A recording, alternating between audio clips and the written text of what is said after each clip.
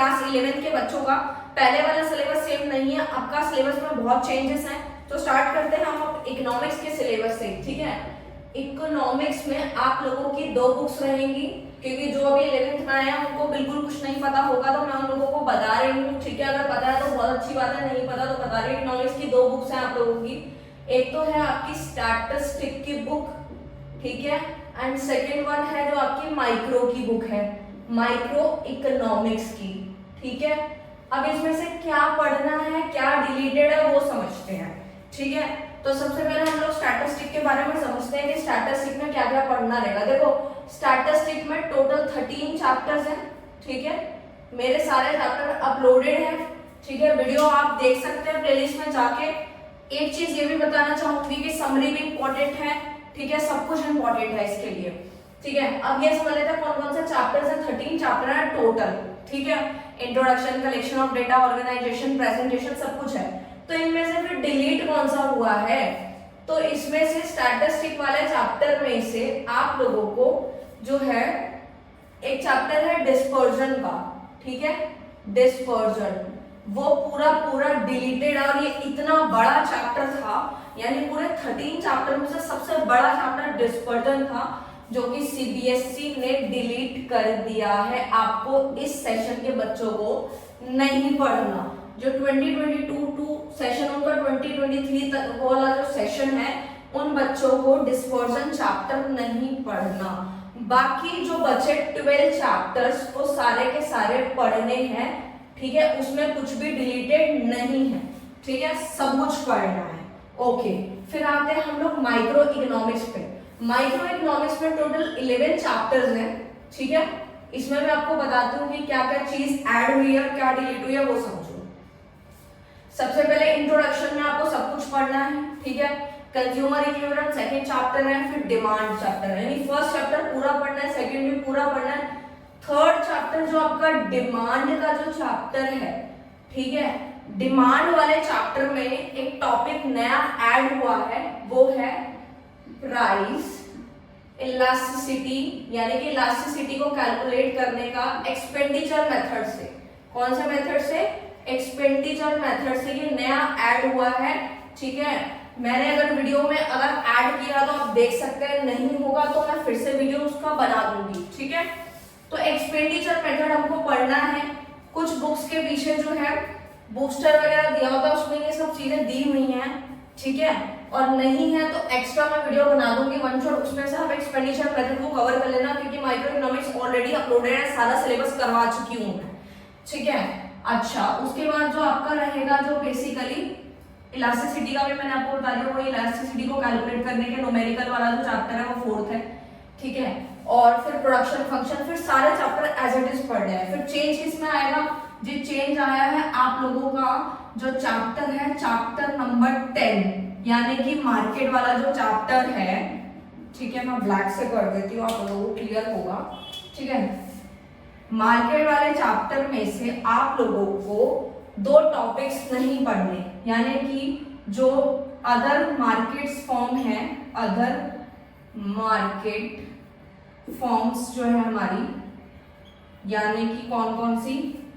एक तो मोनोपोली, ठीक है, मोनोपोली एंड मोनोपोलिस्टिक, मोनोपोलिस्टिक, ठीक है। तो आपको ये जो मोनोपोली और मोनोपोलिस्टिक जो मार्केट है उसका मीनिंग और उसके फीचर्स, ठीक है, ये नहीं पढ़ना। बाकी आपको मार्केट चैप्टर में से जो है परफेक्ट कंपटीशन, जो भी मार्केट है वो सब पढ़ना है। तो क्या नहीं पढ़ना? मोनोपोली और मोनोपोलिस्टिक मीनिंग और फीचर उसके नहीं पढ़ने। तो आई होप स्टूडेंट आपको ये क्लियर हो गया वो इकोनॉमिक्स में से हमें क्या पढ़ना है, क्या नहीं पढ़ना, ठीक है। तो आप लोगों को मैंने सब कुछ बता दिया है, फिर से दोबारा से गो थ्रू करवा देती हूँ। सबसे पहले 13 चैप्टर में से आपको डिस्पर्जन हटा दिया गया है, ठीक है, बाकी एज इट इज है।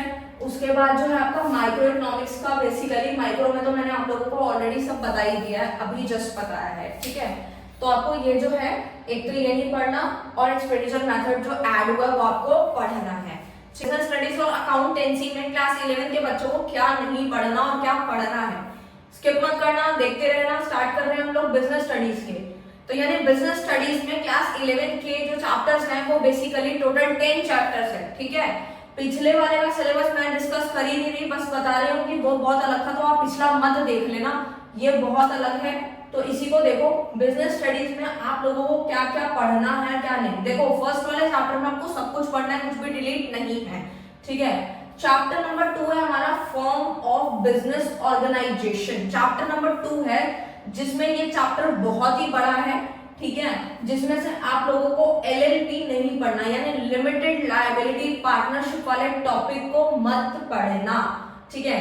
एंड फिर आ जाता है आप लोगों का लिमिटेड कंपनी वर्सेस एलएलपी, मतलब लिमिटेड लायबिलिटी पार्टनरशिप, मतलब लिमिटेड कंपनी का डिफरेंस एलएलपी के साथ, वो भी आपको नहीं पढ़ना, वो भी आपके सिलेबस से आउट है, मत पढ़ना, छोड़ देना, ठीक है।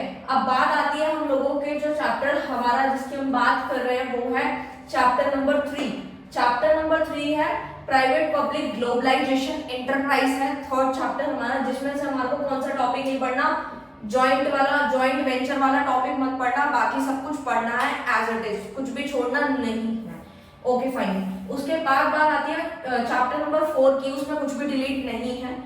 फिर आता है चैप्टर नंबर 5, यानी कि जो चैप्टर नंबर 5 है उसका नाम है social responsibility of business aesthetics, ठीक है। नाम भी रिपीट कर रही हूँ आप लोगों को, वैसे तो मैं टॉपिक भी आप लोगों को देखोगे तो मिल ही जाएगा, लेकिन मैंने नाम भी लिख दिए चैप्टर्स के साथ में कि क्या क्या डिलीटेड है। तो चैप्टर नंबर 5 में से सोशल रिस्पॉन्सिबिलिटी वाला जो चैप्टर उसमें बीपीओ वाला जो टॉपिक है उसका नेचर स्कोप वो आपको नहीं पढ़ना, मीनिंग नेचर स्कोप मत पढ़ना, ठीक है। फिर 6 चैप्टर में सेम पढ़ना है, कुछ भी चेंज नहीं है। चैप्टर नंबर 7 पे आओ सोर्स ऑफ फाइनेंस पे, तो उसमें आपको एक इंपॉर्टेंट टॉपिक हुआ करता था जीडीआर, एडीआर, आईडीआर, ठीक है।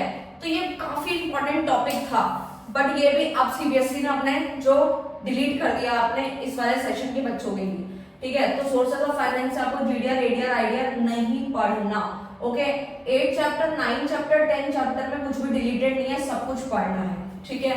मैं दोबारा से रिपीट कर देती हूँ, जो मैंने लिखा है रिपीट कर देती हूँ, क्या क्या पढ़ना है क्या नहीं पढ़ना। बिजनेस स्टडीज में आपको जो मैंने लिखा है वो आपको वो टॉपिक आपको नहीं पढ़ने। सेकंड चैप्टर से एलएलपी नहीं पढ़ना, लिमिटेड कंपनी नहीं पढ़ना, एलएलपी वर्सेस लिमिटेड कंपनी भी नहीं पढ़ना। चैप्टर नंबर 3 से आपको जॉइंट वेंचर नहीं पढ़ना।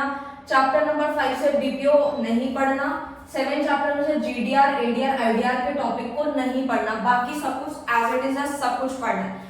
अब आ जाते हैं हम लोग अकाउंट्स की बुक के ऊपर, यानी कि अकाउंट्स की सिलेबस की बात करते हैं कि क्या हमारे पेपर में आने वाला और क्या नहीं आने वाला। तो देखो अकाउंटेंसी के अंदर टोटल चैप्टर है हमारे 22, किसी किसी बुक में 22 है, 23, इस तरीके से चैप्टर्स दिए हुए हैं, ठीक है। तो मैं आपको सारे चैप्टर क्लियर करती हूँ कि कौन से पढ़ने हैं कौन से नहीं पढ़ने। देखो जो मैंने लिखे हैं सिर्फ हम काम की बात करेंगे, हमें ज्यादा लंबा वीडियो नहीं करना, ठीक है।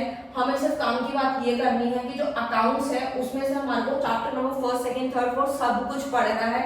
जो बीआरएस वाला चैप्टर होगा, बैंक रिकंसिलिएशन स्टेटमेंट वाला चैप्टर है एक, ठीक है। आईबीएस को 13 चैप्टर है जिसमें से आपको BRS with adjusted cash book नहीं पढ़ना, ठीक है, वो डिलीटेड है, ओके। फिर आता है बिल्स ऑफ एक्सचेंज वाला चैप्टर, ठीक है। ये बिल्स ऑफ एक्सचेंज में बहुत सारे बच्चे जो है ना रोने लग जाते थे ये चैप्टर देख के, ठीक है, बट ऐसा कुछ नहीं, हर कोई नहीं रोता, ठीक है, बट मोस्टली बच्चे देख के घबरा जाते हैं। जैसे बिल्स ऑफ एक्सचेंज पता नहीं कैसा चैप्टर आ गया है, ठीक है, वो भी अब आउट हो गया, तो थोड़ा बहुत खुश हो सकते हो आप लोग कि बिल्स ऑफ एक्सचेंज आपको इस बार नहीं पढ़ना, ठीक है। फिर आता है सिंगल एंट्री, ये तो काफी इंटरेस्टिंग होता था चैप्टर, ठीक है, मतलब इतना इंपॉर्टेंट था, पर ठीक है। सिंगल एंट्री जो है वो भी अब आपके चैप्टर से कट डाउन हो गया, नहीं पढ़ना, ठीक है। अच्छा, फिर आता था कंप्यूटर्स इन अकाउंटिंग, इसमें तो बच्चे फ्री के नंबर लेते थे, ठीक है, तो सीबीएसई को रास नहीं आ रही थी ये चीजें, ठीक है। तो इसके कुछ इंपॉर्टेंट क्वेश्चंस भी होते थे जो रिपीटेड होते थे, बार बार वही रिपीट होते थे, बट सीबीएसई ने इस बार कंप्यूटर्स इन अकाउंटिंग डिलीट कर दिया, पूरा पूरा डिलीटेड है, ठीक है। तो फिर से एक बार समझ लेते हैं क्या क्या डिलीटेड है। इन सारे चैप्टर को छोड़ के सब कुछ पढ़ना है। बीआरएस में बस एक ये टॉपिक छोड़ देना है, एडजस्टेड कैश बुक वाला। बिल्स ऑफ एक्सचेंज का होल चैप्टर डिलीट हुआ है, लिख लो, पूरा चैप्टर ही डिलीट है। सिंगल एंट्री पूरा फुल चैप्टर डिलीट है, फुल चैप्टर लिख लो आप, नोट डाउन कर लो। कंप्यूटर से अकाउंटिंग का भी फुल चैप्टर डिलीटेड है। बस ये चीज ध्यान रखना कि पूरा चैप्टर है या टॉपिक है जो समझाया उसको लाइन टू लाइन समझ लेना, ठीक है। स्किप करोगे तो फिर वही बात हो जाएगी कि दिक्कत आ सकती है, ठीक है। तो मैंने सब कुछ बता दिया सिलेबस का, ठीक है। Thank you so much.